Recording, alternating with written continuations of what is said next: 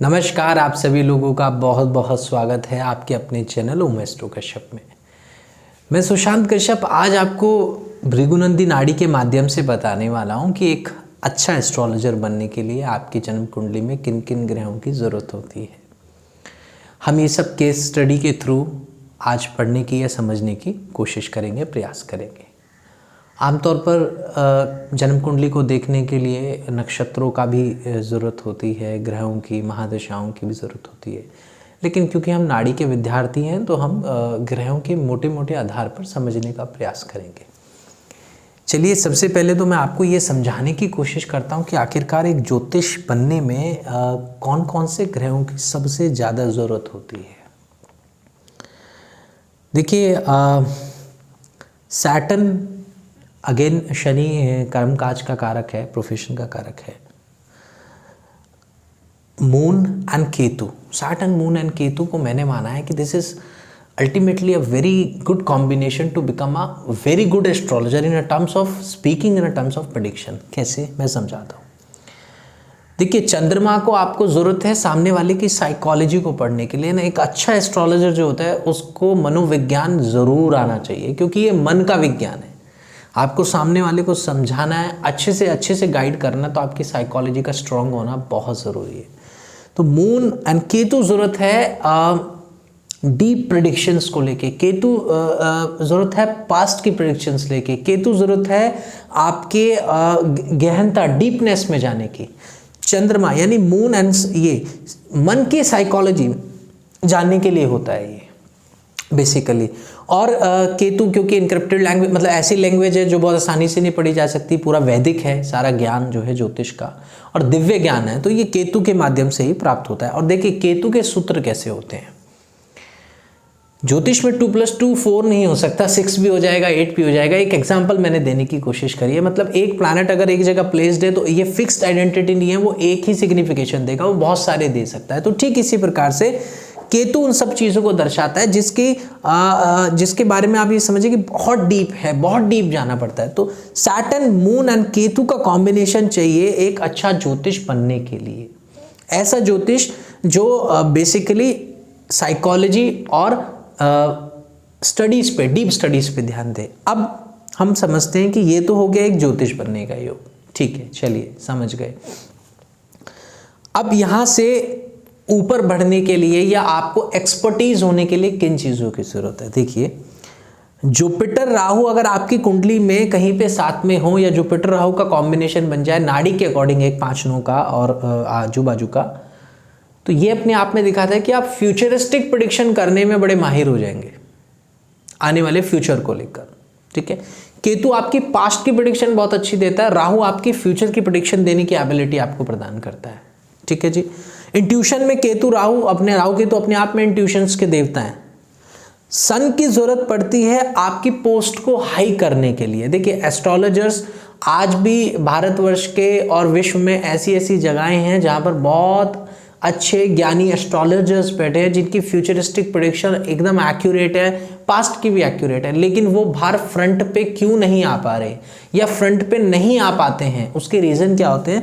जब तक सन का सपोर्ट नहीं आएगा या जुपिटर का सपोर्ट नहीं आएगा तो वो बाहर निकल कर नहीं आएंगे। क्योंकि देखिए, सैटर्न, मून, केतु ये खाली एक योग अगर इसको बात करें तो ये ऐसा योग हो गया जो जिस एस्ट्रोलॉजर को फ्रंट पे आने का मन नहीं है, जो अपनी मर्जी से चलता है, ठीक है जी। जिसमें कहते हैं ना कि प्यासा कुएं के पास जाता है, ये वो वाली कैटेगरी है, ठीक है जी। सो ये बहुत अलग कैटेगरी होती है, इनको बहुत अपने मूड से चलते हैं ये एस्ट्रोलॉजर्स। तो ये कॉम्बिनेशन इनको अप करता है और बाहर लेकर आता है। चलिए, अब हम देखते हैं कि हमारे पास बीवी रमन जी की जन्म कुंडली है। बहुत अच्छे से लोग जानते हैं बीवी रमन जी को। उन्होंने एस्ट्रोलॉजी में कितना बड़ा उनका योगदान रहा है, कितनी किताबें उन्होंने लिखी हैं अष्टक वर्गा के बारे में, जो उनकी calculation, that is absolutely awesome, ट्रेमेंडस। तो वो कैसे बना वो योग हम चार्ट में चेक करते हैं। देखिए, आप देख सकते हैं कि सैटर्न और मून का सीधा सीधा कनेक्शन तो आपको दिख गया जिसकी मैंने बात की, ठीक है जी। केतु का कनेक्शन आ गया अगेन, तो बहुत ही अच्छे और सूक्ष्म ज्ञानी ज्योतिष, मतलब सूक्ष्म मतलब बहुत ही डीप में जाकर ठीक है जी, बहुत डीप में अंडरस्टैंडिंग करने वाले ये एस्ट्रोलॉजर्स बने। इनकी नॉलेज के बारे में बात करूं, अब हमने देखा कि जुपिटर और राहु का कॉम्बिनेशन कैसे इस चार्ट के अंदर बनते हुए आपको दिख रहा है। देखिए जुपिटर और राहु आपस में ट्राइन, और इवन राहु बैठा ही जुपिटर के साइन में है। तो आप देखिए जुपिटर राहु की वजह से इनकी फ्यूचरिस्टिक प्रेडिक्शन बहुत अच्छी रही, और केतु बहुत डीप कैलकुलेशंस की तरफ लेके जाता है, ये ध्यान रखिएगा। सो अब सन की सपोर्ट आ गई। सन की सपोर्ट कैसे, जैसे एक तो जुपिटर और सन का कॉम्बिनेशन यहां बन गया। देखिए सन जो है वो चंद्रमा की राशि के अंदर बैठा है, और सैटर्न के थर्ड हाउस में भी सन आ गया। तो यानी इनके प्रोफेशन में इनको नेम एंड फेम मिलेगा, जो कि एक्चुअल में मिला। और आज भी लोग इनकी किताबें पढ़ते हैं, इनको याद करते हैं, इनके लिखी गई चीज़ों को धन्यवाद करते हैं। हम लोग भी उसको तहे दिल से धन्यवाद करते हैं, क्योंकि बीवी रमन जी का ये जो कॉम्बिनेशन है चार्ट का, देखिए how much beautiful is this. So इसके अकॉर्डिंग इन्होंने एस्ट्रोलॉजी के अंदर इतना नाम कमाया और इतनी मेहनत से काम किया, क्योंकि ये कॉम्बिनेशन ज़रूर चाहिए एक एस्ट्रोलॉजर बनने के लिए। ये कॉम्बिनेशन चाहिए आपको फेमस करने के लिए। इसमें अगर वीनस जुड़ जाता है तो आप मनी वाइज बहुत अच्छा सेटल हो सकते हैं, टू बी फ्रैंक, जो आज के समय पे बहुत से एस्ट्रोलॉजर्स को आप देख सकते हैं। तो वीनस जुड़ते ही आप पैसे के क्षेत्र में आते हैं, बुध भी आपको वहां पे पैसा दिलवाता है। चलिए अब हम एक और एग्जाम्पल की तरफ चलते हैं और बात करते हैं। चलिए अब हम बात करते हैं श्री के.एन. राव जी की जन्म कुंडली के ऊपर। बीइंग एन एस्ट्रोलॉजर मैं समझता हूँ कि आप सभी लोगों को के.एन. राव जी के बारे में ज़रूर मालूम होगा। भारतीय विद्या भवन से कनेक्टेड के.एन. राव जी रहे हैं, और उन्होंने ज्योतिष में बड़ा योगदान दिया है अपना, और जेमिनी ज्योतिष के ऊपर भी उनकी बड़ी अच्छी रिसर्च उन्होंने दी हुई है।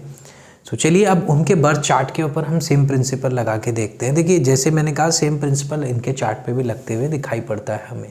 कैसे, अब हम उसको समझने की कोशिश करते हैं।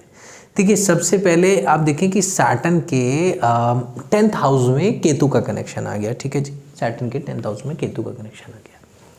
सैटर्न और मून में 3-11 का संबंध आ गया, जो नाड़ी में होता है एक 3-11 का संबंध, वो भी आपको सैटर्न मून केतु का रिलेशन यहाँ पर दिख गया मोटा मोटा। जुपिटर राहु का अगेन, जुपिटर 4th हाउस मतलब 10th हाउस में, राहु है 6th हाउस में, कनेक्शन आ गया ट्राइन से, जो कि बीवी रमन जी की कुंडली में था। बीवी रमन जी की कुंडली में भी राहु मीन राशि में था।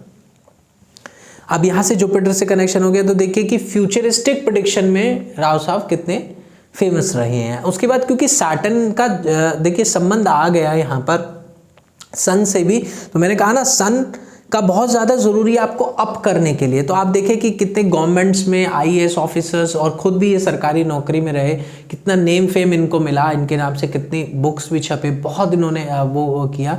ये कैसे आया, क्योंकि यही जुपिटर राहु एंड सन ये सपोर्ट करता है एक एस्ट्रोलॉजर को फ्रंट पे आने के लिए, अच्छे से मेहनत करने के लिए। तो अगेन सैटर्न मून के, तो और अब आप देखिए कि इन्होंने भी अपना जीवन कैसे व्यतीत किया है, बिना विवाह के ये रह रहे हैं। तो ये देखिए कि ये भी आ गया ना वही चीज़ की अपनी मर्जी से एकदम एक, और वीनस इनका कनेक्शन में नहीं है इतना, तो इस वजह से पैसे को लेकर इतना ज़्यादा कोई भाव मन में नहीं रहा, और बहुत अच्छे से अपना नेम एंड फेम कमाया, और आज भगवान की दुआ से विराजमान है, और ज्योतिष जगत में बहुत बड़ा योगदान है, और हम सभी लोगों के लिए एक आइडियल व्यक्ति हैं, और आगे भी हम चाहेंगे उनकी सेहत बनी रहे।